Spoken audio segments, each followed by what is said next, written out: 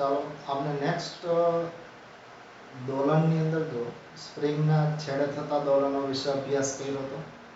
તો આજે આપણે ખાસ અગત્યનો જે ટોપિક છે એ સ્ટાર્ટ કરવાનો જેની અંદર જુદી જુદી સરળ આવર્ત ગતિ માટેના સૂત્ર એ મેળવવાના, જુદી જુદી સરળ આવર્ત ગતિ માટેના ઇક્વેશન મેળવવાના. તો સૌપ્રથમ યુ નળીમાં પ્રવાહી ભરેલું હોય તો એના દોલનના આવર્તકાળનું સૂત્ર મેળવવાનું.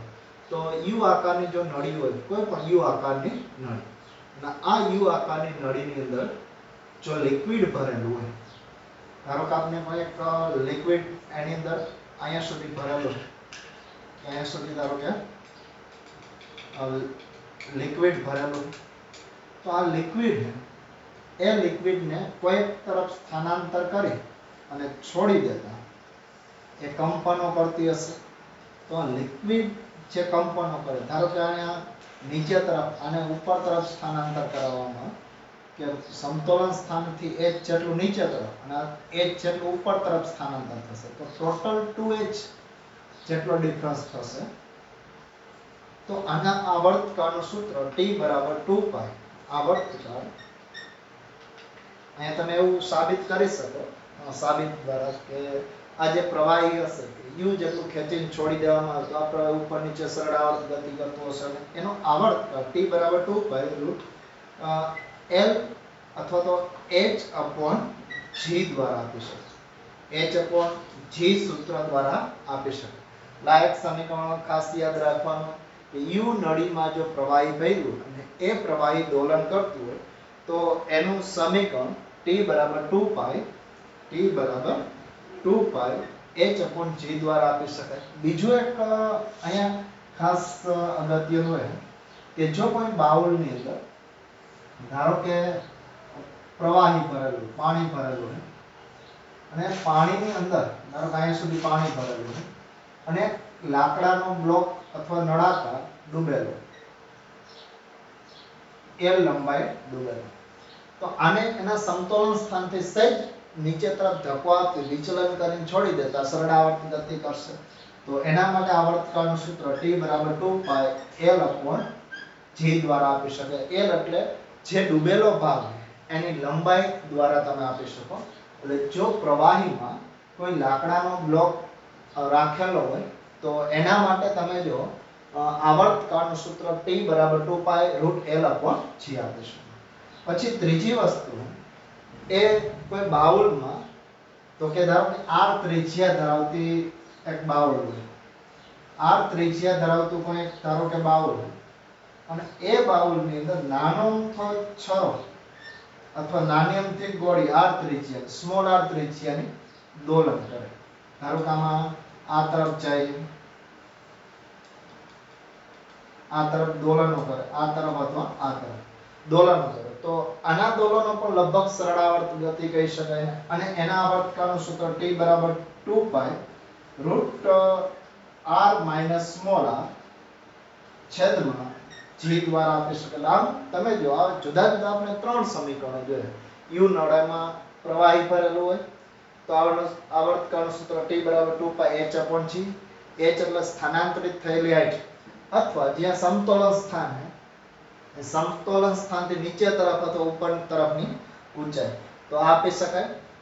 પછી L લંબાઈનો બ્લોક સ્થાનાંતરિત થતો હોય તો એના માટે આવર્તકાળનું સૂત્ર, બાઉલ માટે આવર્તકાળનું સૂત્ર આપી શકાય. આ ઉપરાંત જો ચોથી બાબત તમે એ પણ આપી શકાય કે જો કોઈ નળાકારની અંદર તો કે વાયુ ભરેલો હોય, આ એક ધારો કે આપણે નળાકાર લે, આ નળાકારની અંદર વાયુ ભરેલો અને એક પિસ્ટન રાખેલું,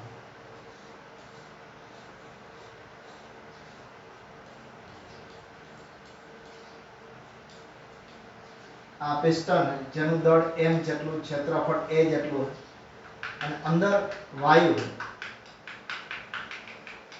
વાયુનું દબાણ, આ વાયુનું દબાણ એ p જેટલું અને કદ v જેટલું, તો આના આવર્તકાળનું સૂત્ર જો કે આમાં જે બળ લાગતું હશે એ બળ F બરાબર, તો કે આ ધારો કે હાઈટ h ગણી, તો F બરાબર અહીંયા P * A જેટલું દબાણ લાગતું હોય તો અહીંયા તમે kh મૂકી શકાય અથવા k h બરાબર p into a. તો k ઋણ નથી લેતા તો અહીંયા તમને k બરાબર pa upon h મળશે. તો આવર્તકાળનું સૂત્ર t બરાબર 2 pi root m upon k. તો આના માટે જો t બરાબર 2 pi m છેદમાં pa into h આવર્તકાળનું સૂત્ર થાય. h એટલે નળાકારની ઊંચાઈ અને જો કદના સંદર્ભમાં આપવું તો v બરાબર આડછેદનું ક્ષેત્રફળ ગુણ્યા ઊંચાઈ. તો h બરાબર v upon a. તો આવર્તકાળનું સૂત્ર થશે t બરાબર 2 pi root mv અહીં h ની જગ્યાએ જો v અને છેદમાં a તો p into s સ્ક્વેર કહી શકાય. તો આવર્તકાળનું સૂત્ર આપી શકાય. એટલે આના માટે જો કે જો કોઈ નળાકારની અંદર વાયુ ભરેલો હોય અને એ વાયુ માટે જો પિસ્ટન નીચે તરફ વિચલિત કરીને છોડી દેવામાં આવે તો એ પણ સરળ આવર્ત ગતિ કરે. અને એના માટે તમે આ એક સમીકરણ આપી શકો સરળ આવર્ત ગતિ માટે. તો આ સમીકરણ ખાસ યાદ રાખવાનું. આની માટે જો કંઈ આપણે નોંધ કરી તો ખાસ p છે વાયુનું દબાણ, v વાયુનું કદ, h અથવા તો a પિસ્ટનનું અથવા તો નળાકારનું આડછેદનું ક્ષેત્ર, આ ક્ષેત્રફળ, એમ દળ અને આ રીતે તમે આપી શકો h ઊંચાઈ. તો આટલા સમીકરણ જુદા જુદા આપી શકે. એના પછી આપણે નેક્સ્ટ જોવાના એટલે ખાસ જો કોઈ u નળીમાં પ્રવાહી ભરેલું હોય તો એ પણ સરળ આવર્ત ગતિ કરતો હશે. કોઈ એક બાઉલની અંદર પ્રવાહી ભરેલું હોય અને એમાં લાકડાનો બ્લોક કે કોઈ તરતું હોય અને સહેજ વિચલિત કરીને છોડી દેતા એ પણ સરળ આવર્ત ગતિ કરતું હશે. બાઉલમાં કોઈ નાની અમથી ગોળી હોય તો એને એના સમતોલન સ્થાનથી વિચલિત કરી દેતા એ સરળ આવર્ત ગતિ કરે. આ પિસ્ટનને ધક્કો આપીને છોડી દેતા એ પણ સરળ આવર્ત ગતિ કરે. તો આમ જુદા જુદા સરળ આવર્ત ગતિના ઉદાહરણ આપી શકો. હવે પછી આપણે નેક્સ્ટ જોવાના છે.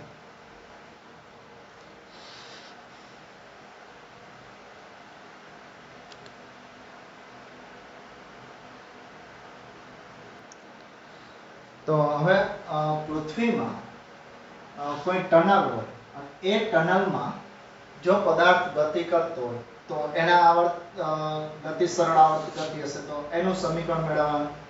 તો આની અંદર જો ધારો કે એક ટનલ આ સ્થાન પાસે હતો એટલે એક છિદ્ર પાડી દો એટલે પૃથ્વીના કોઈ એક છેડેથી સ્ટાર્ટ કરો બીજા છેડે. જો આને આ ડાયરેક્શનમાં ટનલ કરવામાં આવે ત્રાંસી તોય ભલે કોઈ પણ ડાયરેક્શનમાં ટનલ કરો અહીંથી હવે તમે પદાર્થને મૂકી દો, કોઈ પદાર્થને આ સ્થાન પાસેથી નીચે તરફ મૂકી દો તો એ પદાર્થ સરળ આવર્ત ગતિ કરતો હશે. તો એના આવર્તકાળનું સૂત્ર t બરાબર 2 pi r upon g, જ્યાં r એ પૃથ્વીની ત્રિજ્યા અને જે 6400 કિલોમીટર જેટલી એપ્રોક્સિમેટલી લઈ શકાય. તો એ બધી કિંમત મૂકો તો આ 84.6 મિનિટ જેટલો સમય મળે કારણ કે આ ચડે હોય. તો આના પરથી તમે એવું કહી શકો પૃથ્વીના કોઈ ભાગમાંથી બીજા ભાગ સુધી જવું હોય તો ટનલની અંદર એક જગ્યાએ બીજી જગ્યા સુધી એટલે કે 84.6 મિનિટની અંદર લગભગ તમે પહોંચી ગયા એપ્રોક્સિમેટલી. પછી અહીંયા તમે જો એવી પણ ગણતરી કરી શકો કે કિલોમીટરમાં મીટર મૂકી મીટરમાં ચેન્જ કરી અને g ની કિંમત 9.8 લઈને ગણતરી કરી શકો. એટલે આ ડાયરેક્શનમાં કોઈ કંપન કરતું હોય કે આ ડાયરેક્શનમાં તો એની ગતિ પૃથ્વીના ટનલમાં પદાર્થની ગતિ સરળ આવર્ત ગતિ કહી શકાય. અને એ સરળ આવર્ત ગતિ કારણ કે આમાં બળ સ્થાનાંતરના સમપ્રમાણ વિરુદ્ધ હશે તો એના માટે આવર્તકાળનું સૂત્ર આપી શકાય. આ ઉપરાંત જો છઠ્ઠો ક્વેશ્ચન સ્થિતિસ્થાપક તારના છેડે લટકાવેલા પદાર્થની ગતિ.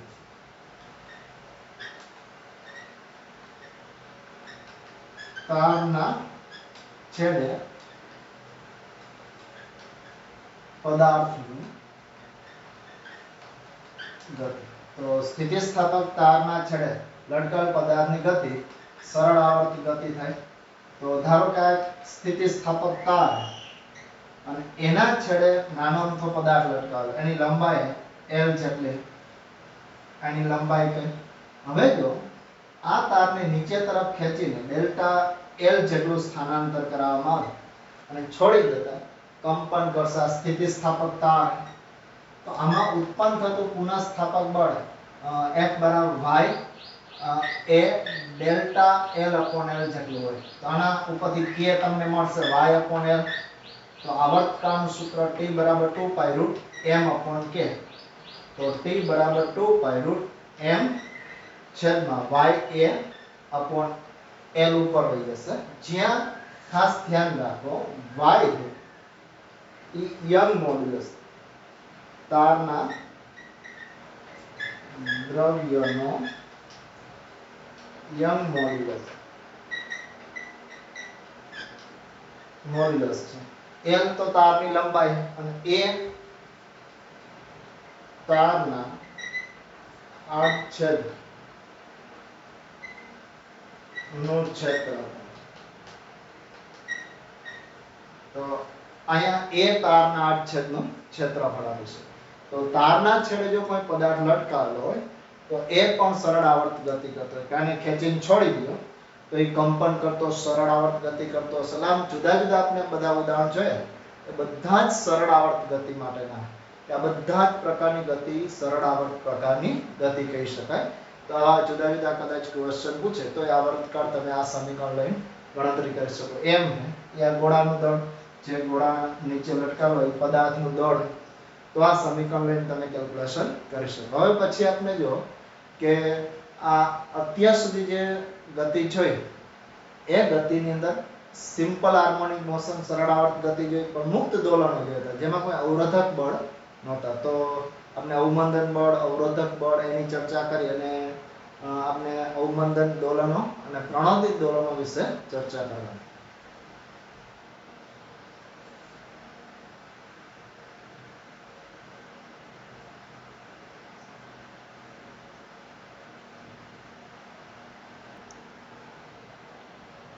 તો હવે આપણે મુક્ત દોલનો વિશે અભ્યાસ કરવાનો. તો મુક્ત દોલનો કોને કહેવાય? તો કે કોઈ પણ દોલિત થઈ શકે એવું તંત્ર. ધારો કે એક સાદું લોલક એના સમતોલન સ્થાનથી ખેંચીને છોડી દો તો આ કંપનો કરે. જો આ કંપનો કરતું હોય કે તો એના મુક્ત દોલનો કહી શકાય. પછી ધારો કે તમે કોઈ દિવાલ હોય એ દિવાલમાં લોખંડની કે કોઈ પણ સ્કેલ કે લોખંડ જેવી કોઈ પટ્ટી રાખી દીધી.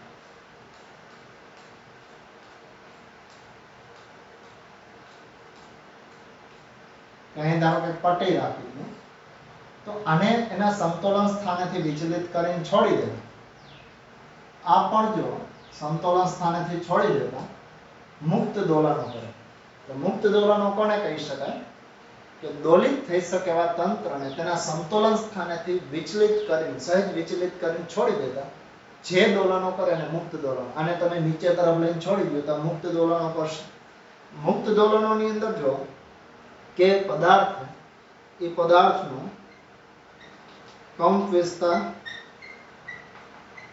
આવૃત્તિ અને ઊર્જા અચળ હોય. કે પદાર્થનું કંપન કરતા પદાર્થનું કંપ વિસ્તાર, આવૃત્તિ અને ઊર્જા હંમેશા અચળ હોય. આવા દોલનોને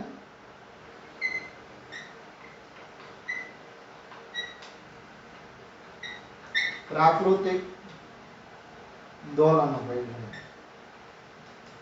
અને એની આવૃત્તિ અને પ્રાકૃતિક આવૃત્તિ, જો કોણીય આવૃત્તિ તો પ્રાકૃતિક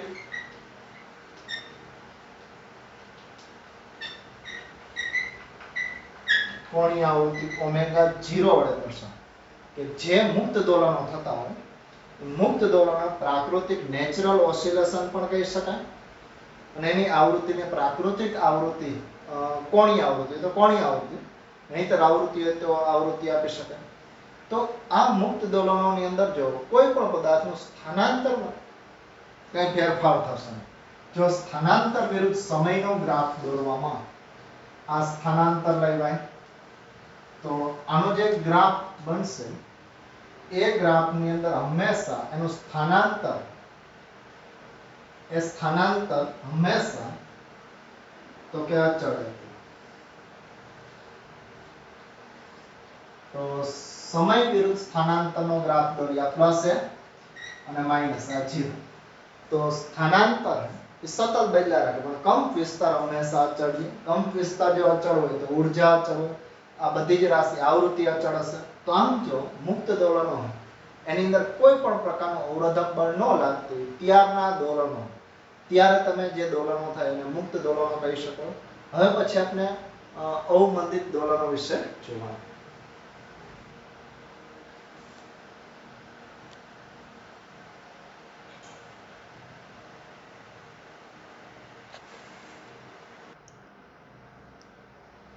તો હવે પછી જે આપણે ટોપિક જોવાનો એ અવમંદિત દોલનો. તો અવમંદિત દોલનો કોને કહી શકાય કે જે દોલનોમાં સમય સાથે કંપ વિસ્તાર અને ઊર્જા ઘટાડો થતો જાય એવા દોલનોને અવમંદિત દોલનો કહી શકાય. સમય સાથે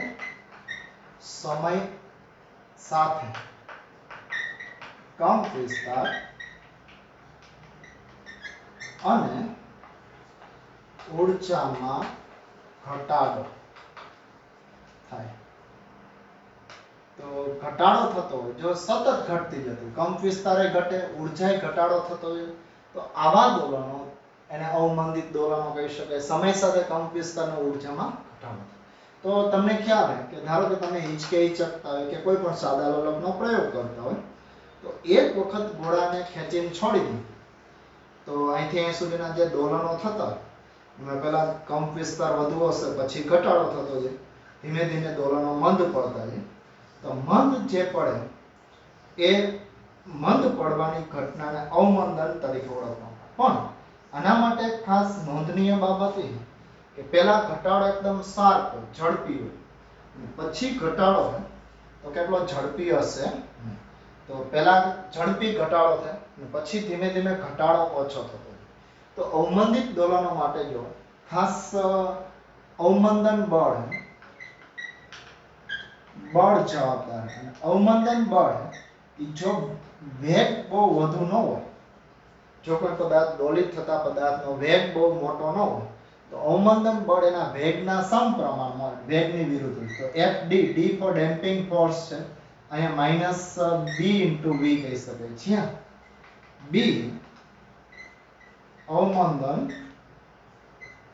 અચળાંક છે અને જેનો SI એકમ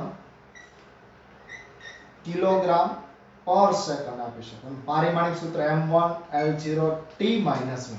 બીજો આપો હોય તો આપી શકાય ન્યૂટન અહીંયા મીટર પર સેકન્ડ, સેકન્ડ ઉપર વહી જશે છેદમાં મીટર. તો આ પણ આપી શકાય કિલોગ્રામ પર સેકન્ડ. બે એક જ છે પણ સમતુલ્ય છે. તો આ રીતે તમે પારિમાણિક સૂત્ર આપી શકો, એકમ આપી શકો. અવમંદન અચળાંક છે એ અચળાંક માધ્યમ ઉપર ડિપેન્ડેન્ટ છે. કેવા પ્રકારનું માધ્યમ છે. જો અહીંયા અવમંદન બળ વધુ હશે તો ઝડપી મંદ પડશે, અવમંદન બળ ઓછું હોય તો ધીમા મંદ પડશે. તો આના માટે જો તમે વિકલ સમીકરણ આપો F બરાબર અહીંયા બે બળ લાગે એક તો ky અને પ્લસ અથવા માઈનસ B * V. જો અહીં કિંમત મૂકી m d2y/dt² બરાબર ky અહીં v ની જગ્યાએ b dy/dt. સ્થાનાંતરનું સમયની સાપેક્ષ વિકલન તો m d2y/dt² plus b dy/dt plus ky બરાબર 0. તો આ સમીકરણ એ અવમંદિત દોલનો માટેનું દ્વિઘાત વિકલ સમીકરણ તરીકે ઓળખવામાં અને અવમંદિત દોલનનું દ્વિઘાત વિકલ સમીકરણ તરીકે ઓળખવામાં. તો આનો ઉકેલનો અચળાંક છે એ y બરાબર at અહીંયા sin omega dash t plus phi દ્વારા આપવામાં. તો at એટલે કંપ વિસ્તાર સમય સાથે અહીંયા જો સમય સાથે કંપ વિસ્તારમાં ઘટાડો થાય. એટલે અહીંયા આપણે સ્થાનાંતર કઈ એ પણ સમયનું વિધેય. તો કંપ વિસ્તારનું સૂત્ર a0 e⁻dt/2m વડે આપી શકાય અને ઓમેગા ડેશ છે એ √k/m -b/2m નો હોલ સ્ક્વેર દ્વારા પણ આપી શકાય. તો આના માટે ખાસ અવમંદન માટે કંપ વિસ્તાર આ સૂત્ર દ્વારા આપી શકાય. અને ઊર્જાનું સૂત્ર આપવું તો E T બરાબર અહીંયા જો 1/kA² પણ AT સ્ક્વેર થશે. તો અહીંયા તમે કિંમત મૂકો 1/kA0 e⁻bt upon m થશે. આનો વર્ગ થશે એટલે બે ઘાત દૂર થઈ જશે. તો આને આમે આપી શકો E0 e⁻bt upon m. આ સમીકરણ આપી શકાય. તો આની અંદર જો જ્યાં A0 એ પ્રારંભિક કંપ વિસ્તાર है અને E0 है प्रारंभिक ऊर्जा दर्शाવે. તો આ સમીકરણ દ્વારા તમે ઊર્જા અને કંપ વિસ્તાર આપી શકાય. તો ખાસ ઊર્જાનું સૂત્ર યાદ રાખવાનું અને કંપ વિસ્તારનું આ સૂત્ર. તો બાકી તો આનો ઉકેલની એની કઈ જરૂર નથી, પણ કંપ વિસ્તાર અને ઊર્જાના સૂત્ર ખાસ યાદ રાખવાના. આને લગતા કદાચ તમને ક્વેશ્ચન એવો પૂછે કે ધારો કે કોઈ પદાર્થ સરળાવર્ત ગતિ કરે તો સરળાવર્ત ગતિ માટે જો કે કંપ વિસ્તાર મૂળ કંપ વિસ્તારથી અડધો થાય એના માટે કેટલો સમય લાગશે. તો કંપ વિસ્તારનું સૂત્ર AT બરાબર A0 e⁻bt/2. અહીંયા જો મૂળ કંપ વિસ્તારથી અડધો થાય એટલે a/2 A0. આ તમે છેદમાં લઈ જાવ તો પ્લસ થઈ જશે 2m. આ દૂર થશે તો e⁻bt/2m બરાબર 2. બે બાજુ નેચરલ લોગ લ્યો તો bt/2m દૂર થશે. અહીંયા ln2 થઈ જશે. આની કિંમત 0.693. તો t અહીંયા રહેશે 2m સામે આવી જશે અને છેદમાં b. આ સૂત્ર આપી શકાય. આને તમે કંપ વિસ્તાર અડધો થવા માટે લાગતો સમય અર્ધાયુ પણ કહી શકાય. અડધો કંપ વિસ્તાર થવા માટેનો લાગતો સમય. પછી કદાચ એવો એક ક્વેશ્ચન પૂછે કે અહીંયા બે ગણો થવા માટે કેટલો સમય, અડધાનો અડધો ચોથા ભાગનો થવા માટે તો અહીં 2 ની ઘાત આવશે. 2 ઘાત અહીં 2 ઘાત કારણ 2 ની 2 ઘાત એટલે 4. ચોથા ભાગનો 2 ની 2 ઘાત આગળ ઉતરી ગઈ તો આના કરતા બમણો સમય મળશે. અહીંયા 2 આવશે એટલે આના કરતા બમણો સમય. જો આઠમા ભાગનો થાય તો અહીંયા તમે આના કરતા તો કે 3 ગણો થઈ જશે. તો આમ જુદા જુદા જો આવા ઘણા બધા ક્વેશ્ચન પૂછે તો આ સૂત્ર અર્ધાયુ ઉપરથી મળી શકે. તો આના ઉપરથી એક જો એવું કહી શકાય A0 માંથી A0/2 થવા માટે t1 આપ સમય. આ સૂત્ર હવે A0/2 હે એનો અડધો થવા માટે A0/2 નો અડધો એટલે ચોથા ભાગનો થવા માટે તો આ બમણો સમય હશે. A0/4 નો અડધો તો 3t1 આપ તો A0/8. તો આમ તમે જો જુદા જુદા લેતા જાઓ તો આમ n સુધી આપી શકાય. તો અપ ટુ અહીંયા તમે એમ કહી શકો 2 ની 1 ઘાત અહીં 2 ની કેટલી ઘાત આવશે 8 એટલે અહીંયા 2 ની 4. તો આને તમે આમે લખી શકાય કે A0 2 ની 2 ઘાત. તો અહીંયા તમે જો કે 2 ની કેટલી ઘાત આવશે 3 ઘાત આવશે. તો આમ તમે જો ટોટલ સમય ઘાત જેટલી હોય અહીંયા એટલી અહીંયા ગુણાઈ જશે. બાકી કઈ ફેર પડશે અને આમે કહી શકો A0 ના છેદમાં 2 ની 3 ઘાત. સમજો કોઈ પણ A0 ના છેદમાં 2n થવા માટે લાગતો સમય કેટલો હોય તો કે n ગુણ્યા t1 કે n ગણો સમય લાગે. 3 હોય તો 3 ઘાત. અહીંયા જો A0 ના છેદમાં 2 ની 2 ઘાત તો 2 ગણો સમય. અહીંયા A0 ના છેદમાં 2 ની 1 ઘાત તો 1 ગણો સમય. તો આમ તમે જો કેટલામાં ભાગનો થાય n A0/2n થવા માટે લાગતો સમય કેટલો હોય n t બરાબર n ગુણ્યા τ1 આપણે 0.693 2n b/. આ સમીકરણ આપી શકાય. એટલે આ સમીકરણ દ્વારા મળી શકે. આ જ રીતે ઊર્જા પણ આ જ રીતે આ સૂત્ર દ્વારા ગણી શકો. પણ આમાં બે આવશે નહીં. ઊર્જાના ક્વેશ્ચન પૂછાય તો આ જ રીતે ગણતરી કરી શકાય કે પ્રારંભિક ઊર્જા કરતા તો કે અડધી ઊર્જા થવા માટે લાગતો સમય કેટલો હોય તો ET બરાબર E0 e⁻bt/m. તો E0/2 E0 1/e⁻bt/m. આ દૂર થશે e⁻bt/m બરાબર 2. આ બે સામે આવી જાય તો bt/m બરાબર ln2 તો t બરાબર m ln2 upon d અથવા ln2 ની કિંમત 0.693 તો આ સમીકરણ આપી શકાય આ સમીકરણની મદદથી કેલ્ક્યુલેશન કરી શકાય તો ઊર્જા માટે આ સમીકરણ આપી શકાય અડધી ઊર્જા થવા માટે 1/2 સમય આ સૂત્ર દ્વારા મળી શકે આમ કંપ વિસ્તાર અને ઊર્જા અડધી થવા માટે અથવા તો ચોથા ભાગની થવા તો અહીં 4 આવશે તો 2 ની 2 ઘાત આઠમા ભાગની તો 2 ની 3 ઘાત આવે તો ઘાત આગળ ઘાત વડે ગુણાઈ જાય અગાઉની જેમ જ કેલ્ક્યુલેશન કરી શકાય તો અવમંદિત દોલનો માટે આ રીતે મળી શકે અને એનો જો ગ્રાફ દોરવામાં કે અહીંયા જો એનો ગ્રાફ દોરવામાં સ્થાનાંતર વિરુદ્ધ સમય તો સ્થાનાંતર વિરુદ્ધ સમયનો આ પ્રકારનો આખો ગ્રાફ મળે કે આમાં કંપ વિસ્તાર એ કંપ વિસ્તાર ઘટતો જાય પહેલા અહીંયા ધારો કે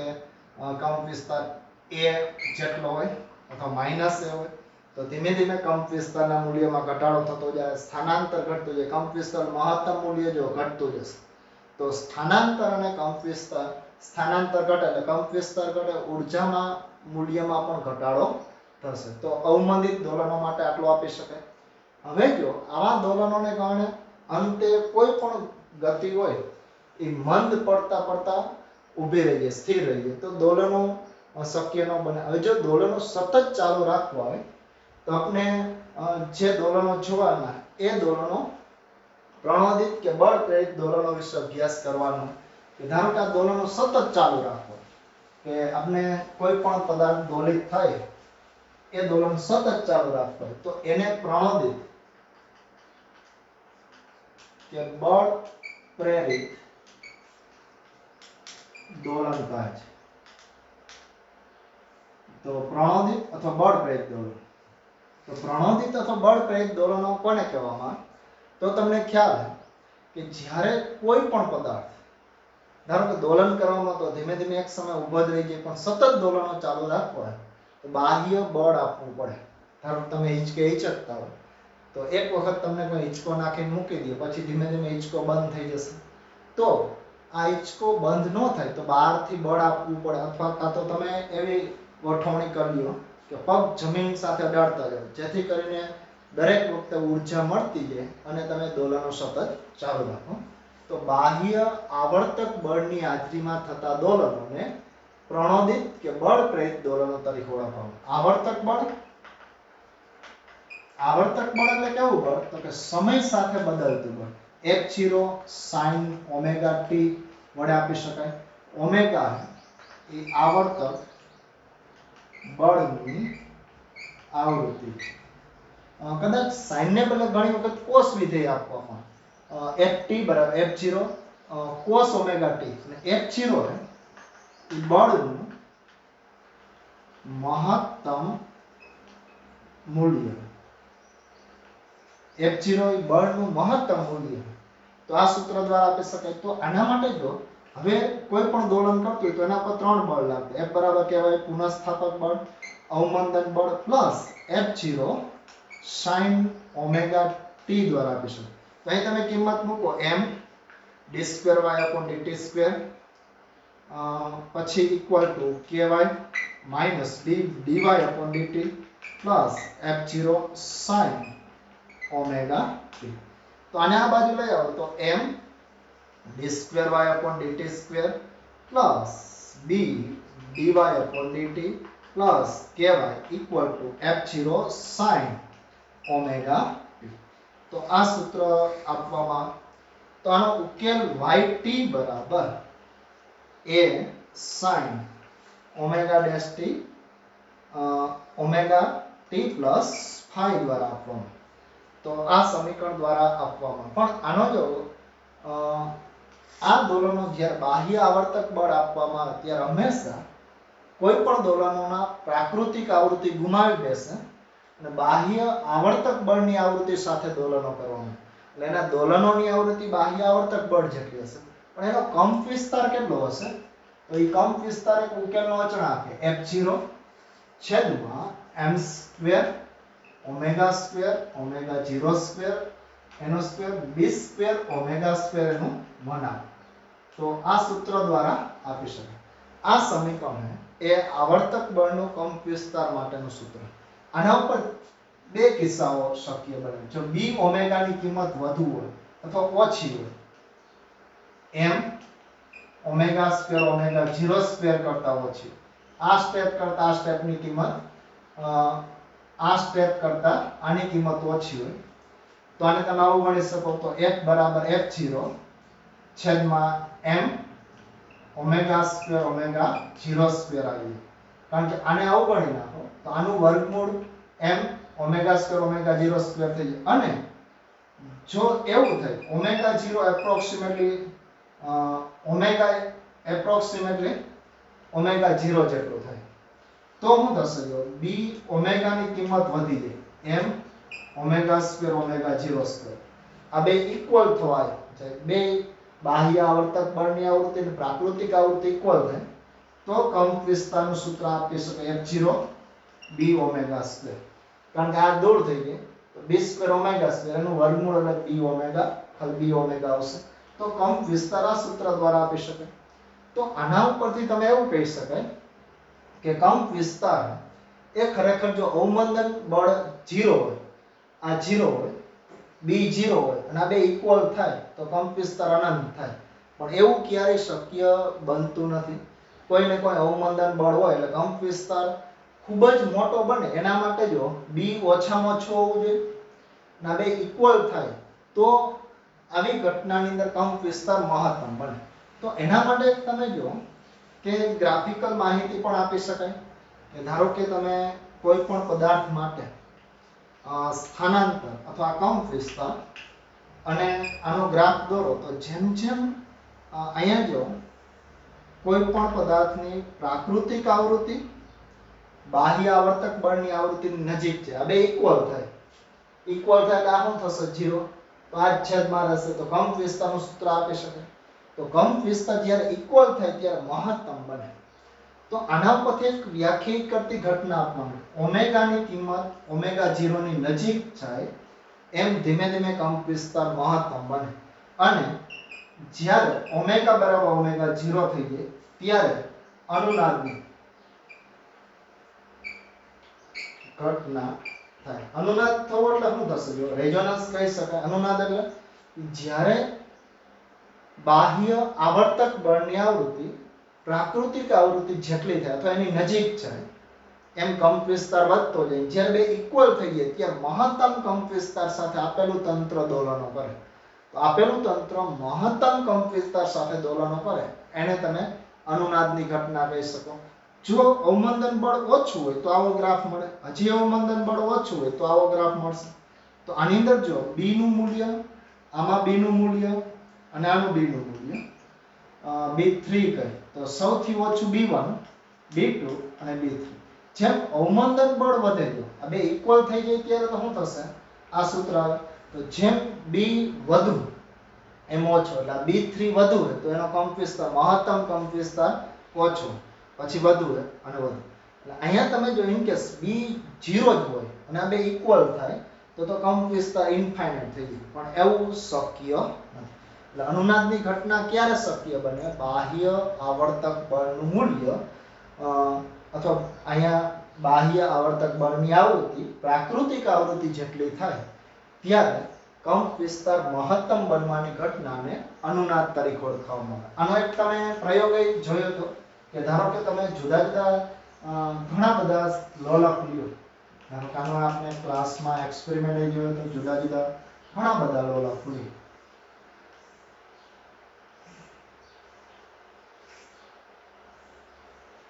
તો આની અંદરથી જો આ પહેલું, બીજું, ત્રીજું, ચોથું, પાંચમું બધાની લંબાઈ જુદી જુદી. તો આનો આવર્તકાળા સૂત્ર દ્વારા આપી શકાય t બરાબર 2π√L/g. અથવા અહીંયા તમે જો t બરાબર 2π/t g/L. તો આને તમે જો શું કહી શકો? ઓમેગા. તો ઓમેગા બરાબર √g/L કહી શકાય. તો આનો મતલબ કે લંબાઈ જેની સમાન એની આવૃત્તિ પણ સમાન. તો આને દોલન કરાવવામાં આવે તો આમાંથી જો બધા ઉપર આની અસર થશે પણ આના ઉપર વધુ વધુ થશે. કારણ કે આ બેની પ્રાકૃતિક આવૃત્તિ સમાન.